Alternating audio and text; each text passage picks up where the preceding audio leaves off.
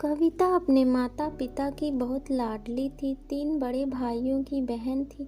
कोई भी चीज़ मांगने पर उसी वक्त उसके सामने हाजिर हो जाती। पूरे घर में रौब था उसका। पूरे परिवार और नौकरों पर राजकुमारी की तरह हुक्म चलाती थी कविता। एक दिन स्कूल में भी पूरा रौब था उसका। बड़े घर की लाडली जो थी वह। ऐसे ही उसने कॉलेज में दाखिला लिया। उसके ठाट बाट बड़ी गाड़ी में आना जाना, हर दिन नया फैशन देखकर हर कोई उससे दोस्ती करना चाहता था। थोड़े ही दिनों में उसके बहुत सारे दोस्त बन गए। पूरे कॉलेज में उसकी अपनी ही एक पहचान थी। इन दिनों उसके घर एक रिश्ता आया। खानदानी लोग थे और पापा की पुरानी जान पहचान भी थी उनके साथ। कविता के साथ कोई ज़बरदस्ती नहीं थी, पर कविता ने फिर भी हाँ कर दी, क्योंकि वह अपने परिवार से बहुत प्यार करती थी। वह जानती थी कि वह लोग उसका अच्छा ही सोचेंगे। लड़के का नाम राज था। राज काफ़ी पढ़ा लिखा और समझदार लड़का था। ससुराल वाले भी बहुत अच्छे थे। ससुराल में कविता की जगह वैसी ही थी जैसी कि मायके में। कोई भी कार्य कविता की सलाह के बिना नहीं होता था। सबकी लाडली बहू बन गई थी वह। फिर भी उसके घर एक बेटे का जन्म हुआ। राहुल कविता को जान से प्यारा था। पोता पाकर ससुराल वाले तो फूले नहीं समाते थे। कविता कभी कभी सोचती थी कि उसकी किस्मत कितनी अच्छी है। उसका हर अपना उससे कितना प्यार करता है। चाहे जीवन में कैसा भी समय आए, मेरे अपने हमेशा मेरे साथ हैं। मैं कभी अकेली नहीं हो सकती। कितनी खुशकिस्मत हूँ मैं। पर शायद कविता की खुशियों को उसकी अपनी ही नज़र लग गई थी। एक दिन वह मायके जाने की जिद कर बैठी। राज को बहुत काम था, लेकिन वह फिर भी उसे ले गया और रास्ते में उनकी गाड़ी अन्य गाड़ी से टकरा गई। कविता, राज और राहुल बहुत बुरी तरह से जख्मी हो गए। काफ़ी दिनों के इलाज के बाद राज और राहुल तो ठीक हो गए, लेकिन कविता पूरी तरह ठीक न हो सकी। सर पर चोट लगने के कारण वह अपनी आंखों की रोशनी खो बैठी। अब कविता की किस्मत जैसे उल्टे पांव चलने लगी।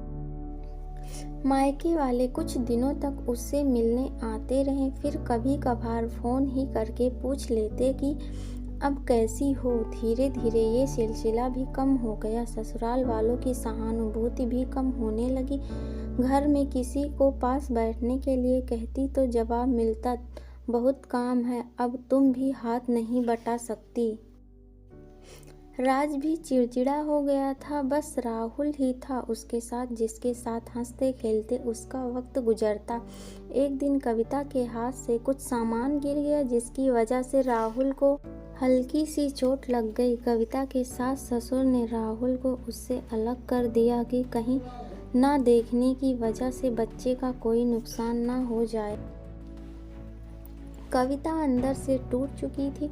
एक दिन उसने सबके सामने मायके जाने की इच्छा रखी तो राज उसे तुरंत मायके छोड़ आया, जैसे ही वह भी यही चाहता था। लेकिन राहुल को उसके साथ नहीं भेजा गया। कविता कभी राहुल से दूर नहीं रही थी, पर कभी अपनी कमी के कारण उसने ज़्यादा बहस नहीं की। कविता को लगा कि वह 3-4 दिन तक वहाँ रहेगी तो थोड़ा हवा पानी बदल जाएगा, क्योंकि वह कितने दिनों से कहीं भी बाहर नहीं गई थी। घर वाले भी इतने दिनों बाद उसे देखकर कितने खुश होंगे।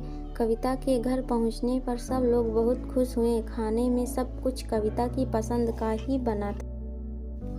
उसने अपनी मम्मी पापा और भाई भाभीयों से दिल खोल कर बातें की।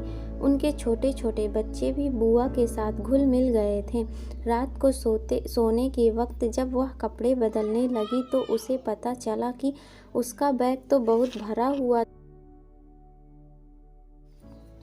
वह सब समझ गई। वह बहुत उदास हो गई। कुछ दिनों तक तो सब ठीक रहा, फिर जैसे सब बदलने लगा, सबका व्यवहार बदल रहा था। वह लोग जैसे थक चुके थे उससे। सब लोग घुमा फिरा कर पूछने लगे कि राज कब आ रहा है उसे ले जाने के लिए। वह बहाना बना देती, जबकि वह जानती थी कि उस घर में अब उसके लिए कोई जगह नहीं। कविता से चलते वक्त कुछ न कुछ नुकसान हो जाता, थोड़ी बहुत टोका-टाकी उसे सुनाई देती, वह टाल देती थी। एक दिन उसके हाथ से लगकर एक कीमती फूलदान टूट गया। छोटी भाभी ने बहुत हंगामा मचाया। कविता के माता-पिता रोज-रोज के झमेलों से तंग आ गए थे। उन्होंने राज को खुद से फ़ोन कर दिया। राज कविता को अपने घर ले गया। कविता को अपने परिवार वालों से ये उम्मीद न थी। जिस कविता के कहे बिना घर में एक पत्ता भी नहीं हिलता था, उस घर के लिए वह अब बोझ बन चुकी थी। राज के साथ ससुराल जाते वक्त वह बहुत खुश थी, क्योंकि वह अपने घर जा रही थी, अपने जिगर के टुकड़े राहुल के पास। परंतु यह खुशी भी कुछ पल की ही थी। सारा बंदोबस्त पहले ही किया हुआ था। कविता को सीधे ऊपर वाले कमरे में पहुंचा दिया गया। राहुल से दूर रहने की सख्त चेतावनी दी। एक काम वाली लता को उसकी जिम्मेदारी सौंपी गई, जो उसके खाने पहनने जैसी ज़रूरतों का ध्यान रखती। कविता ज़्यादातर चुप ही रहती। कभी कभी काम वाली लता से थोड़ा बतिया लेती। उसके जरिए राहुल का पता चल जाता। सबकी लाडली बेटी और बहू सबके लिए लाडली से बोझ बन चुकी थी। धन्यवाद। Please like, share and subscribe.